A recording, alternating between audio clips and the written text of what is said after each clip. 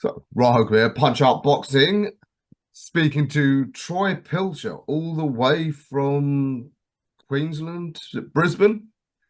Yeah, I'm from the Gold Coast, Australia. It's down the road from Brisbane, so Queensland, Australia. Probably the most popular part of Oz. You're living the It dream, is. many It ways. is. It is good, mate. It's middle of the winter and we've got sunny, clear skies outside, so pretty good here.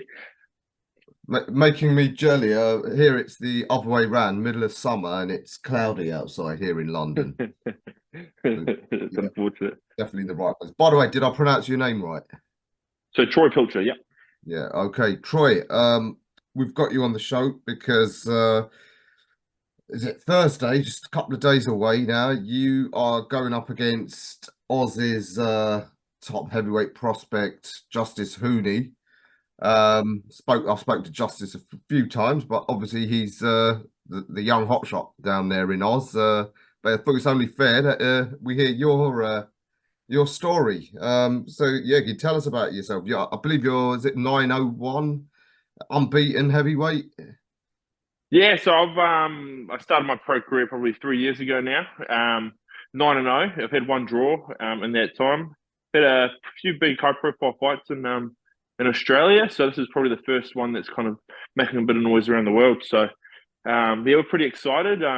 Yeah, we've been long training camp for this, and obviously the first 10 round that we're going to fight in. So yeah, we're just ready to go now. Weigh-ins tomorrow, fighting Thursday, and there's nothing more we can do to prepare. So we're just excited and just kind of chomping at the bit, to be honest. Yeah, I can understand. Before we go into this week's fight, can we just go into your background as a boxer? I mean, did you have much of an amateur career? How'd you get into Um, so so I didn't have a long amateur career. So I started combat sports as an MMA fighter. So I had about 6 fights as an MMA fighter, and then I moved over to amateur boxing. I probably had about 15 to 20 amateur fights, I think. So not too long. And then I just moved straight into the pros. Oh, wow. Fascinating stuff. What's it like as a pro down there? Are you a full-time pro? Do you have to have another day job normally?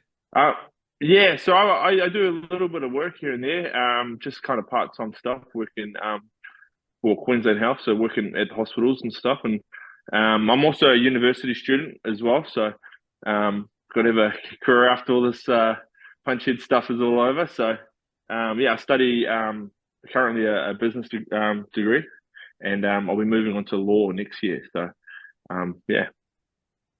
Oh, fascinating stuff. You're in good company. I believe there's probably more than one boxing lawyer, but the most famous one I can think of is Gene Tunney back in the 1920s. Dethroned Jack Dempsey. I believe he was studying law at the time. So very Uh-huh. close. It keeps your brain sharp, mate. So I'll be yeah, nice and yeah, ready to go. Absolutely. So yeah, as mentioned, Justice, he's I guess a local rival of sorts, but he was quite the top amateur and he's been groomed I guess to be Oz's next great heavyweight. He's been on a lot of the biggest shows worldwide, and I think he's ranked in the top 10 for a couple of the governing bodies. What do you Mm. make of him as a fighter? He's had really rapid progress. And did you see his last fight out against Kevin Lorena? Yeah, so Justice has been on the Australian radar since before he even turned pro. So it's not often an amateur like that can make a lot of noise in the mainstream media, and he's done that. And every single one of his fights, I know not all of them are coming to go to knockout, but he's a fan favorite over here. So yeah, like I think he's a lot of people consider him the fastest heavyweight in the world, and I'd probably agree with that. Um, he's moving his style into a little bit more of a puncher's style apparently. So that's going to be exciting to see how that goes on Thursday night. But yeah, I saw the last fight of Kevin Lorena. Yeah, that was a good fight from both the guys. A good hard test too. Being um, Kevin Lorena was shaping up pretty well in the Bridgerweight division as well. So yeah, I think Justice showed his material in the last round, especially when he got hurt and he managed to survive and not go down and still finish the fight with a win. So quite impressive from where I'm standing. Yeah, definitely. As you mentioned, Kevin's probably moving into the I think he is moving into the so-called Bridgerweight division for whatever that's worth, because the undisputed heavyweight champ is a former cruiserweight, which is smaller. But anyway, Justice isn't the biggest heavyweight by modern standards. I'm wondering what do you measure up like as a heavyweight size wise? Well, I've always been quite a small heavyweight myself, so the Bridgerweight division is something we're kind of looking at. We were looking at that at the start of the year. Just obviously with most heavyweights these days, 6'5", 6'6", 6'7". So I'm just kind of touching 6'3", and so is Justice. But as for size wise, I think we're pretty similar. He might be maybe 3 to 5 kilos on me, I'd say. So I'm walking around about 106 kilos. Okay. Oh, that said, it does look like the smaller heavyweights era could be coming back. As I said, you look at what Alexander Usyk's done. It seems bigger isn't necessarily better.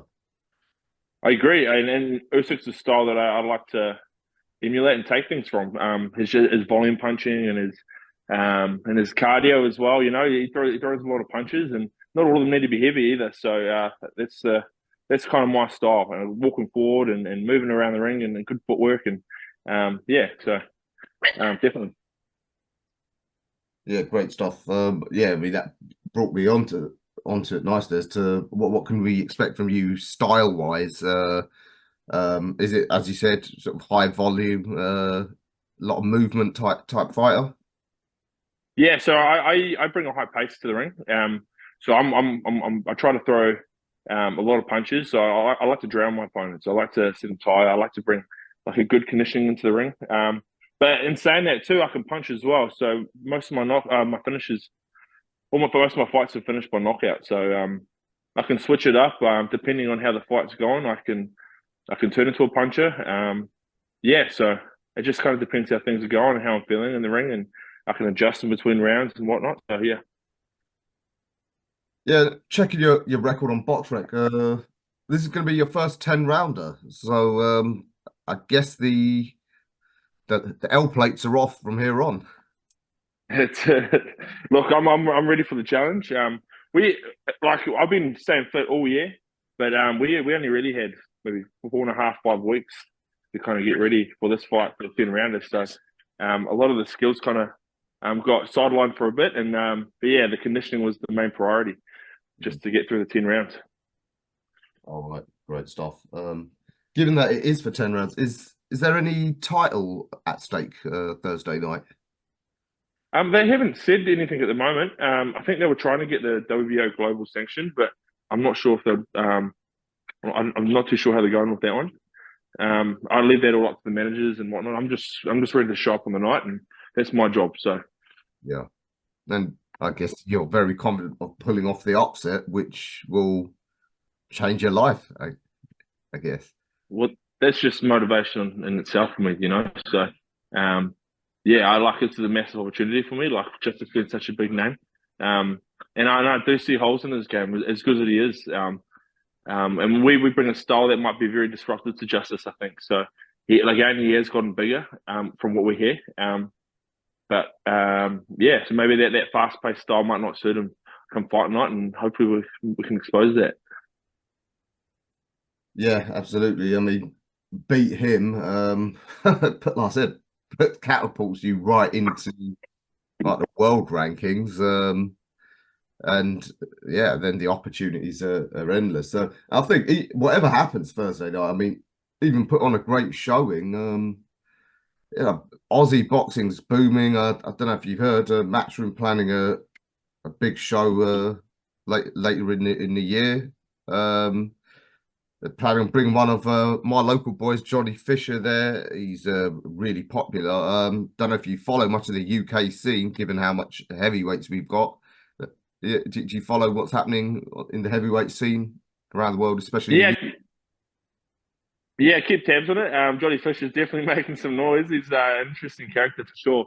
And that last knockout he managed to pull off, pretty impressive, pretty early. So I hear he wants to come down under, so maybe if I can pull this off this Thursday, he's definitely an option. I'd like to piss myself against him as well. Yeah.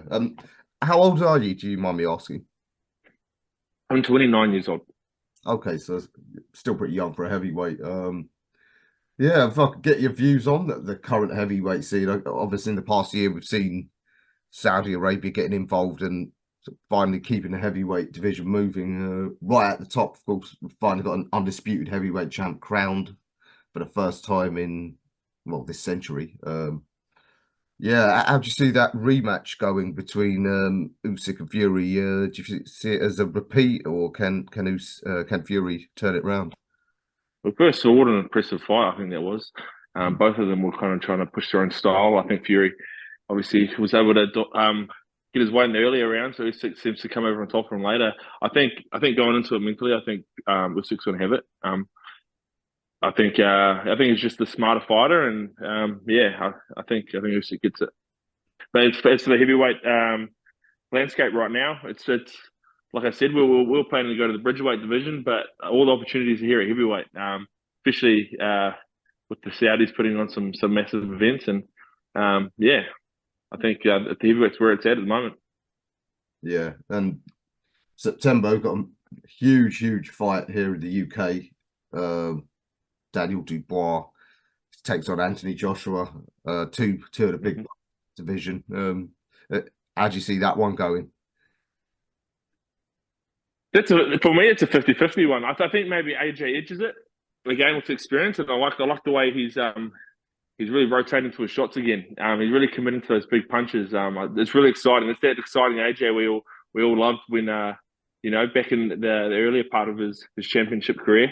I'm looking forward to that. But yeah, that's I think AJ edges that one. Oh, right. Great stuff. But before that, this summer, probably the biggest heavyweight fight is over there in America, the Riyadh season cards. Got Jared Anderson, I guess a guy a bit like Justice, was being groomed as the next young star from America. His first major test against Martin Bakole. You seen either of them guys? How do you see that one going? I haven't been following either of those guys too much. Obviously, I've seen a little bit of highlights and stuff here and there, but well, I wouldn't be able to comment too much on that fight. But yeah. All right, no worries. I guess America isn't the seed it used to be. So No, especially in the heavyweights too. That UK and Europe scene, it's really going off at the moment. yeah, absolutely. Could maybe ask about the Bridgerweight division then. Kevin, of course, who fought Justice last time and ran it really close. He's been ordered to go up against another local boy of mine, Lawrence Okoli, for the Hmm. Bridgerweight title. Did you see Lawrence's fight out in Poland where he snatched the crown? Again, another highlight thing I saw. But yeah, didn't manage to get tabs on that one either. But yeah. Yeah, how do you see that fight going between Okoli and Lorena? Lorraine is. I like him. He's a big dude. He manages. I think he tires out a little bit too much. But maybe. Yeah. I do think Lorena gets it. I think he's just a little bit too small for the heavyweight division. But Mhm. yeah, I think in the Bridgerweights he cleans up. All right, fascinating stuff. I mean, if you are going to campaign at Bridgeweight, the more the merrier, because obviously it's a new division. So yeah, having someone from down under join the mix, that'll make it very interesting. Hmm. Who knows? You could even get a crack at someone from Britain anytime soon. Is that?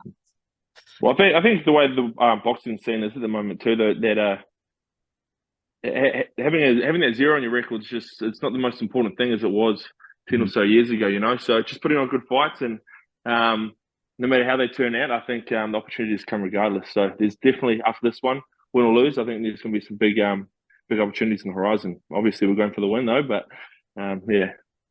Yeah, absolutely. I think you hit the nail on the head. We've seen, like, especially with Riyadh season, I think if fighters are willing to take the hard fights, take the risks, put on a good showing, yeah, you'll get back in the mix straight off. All right, Troy, I will leave it there. Thank you for introducing yourself to the fans here in the UK and worldwide. Um, yeah, any final words ahead of the big fight on Thursday? Nah, just tune in. Obviously, me and Justice got our game plans and whatnot all sorted. But at the end of the day, it's a fight, you know. So we're both going to be trying to land our gloves on each other, and I've no doubt one way or another it's going to be an exciting show. So tune in on DAZN and see what us Aussies got to show to the world. Yeah, I concur, especially with us Brits heading down there later this. Troy, good luck for Thursday night. Thanks for your time, and oh yeah, I hope this is the first of many interviews that we have. Thank you for having me. Appreciate it.